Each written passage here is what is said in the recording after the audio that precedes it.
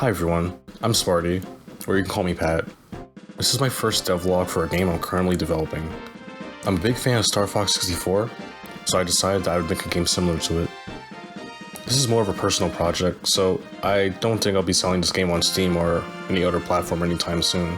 However, I still think it'd be interesting to document my progress in development.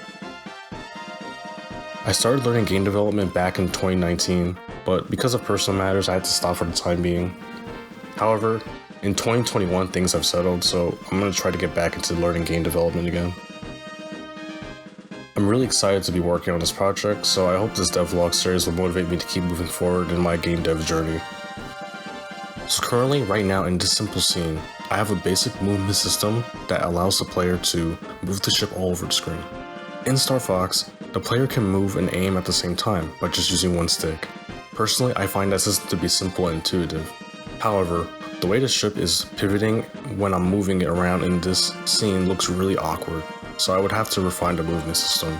Also, that green square that you see in the scene that's in the middle of the screen is supposed to be the aim reticle. However, it's not following the ship's angle as well, so I would have to adjust that. Currently, the ship isn't moving. I would have to implement a rail system for the ship to move along so we can have an interactive level.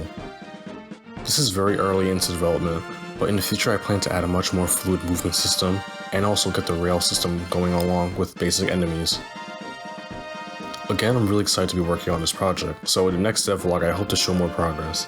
Thanks for watching.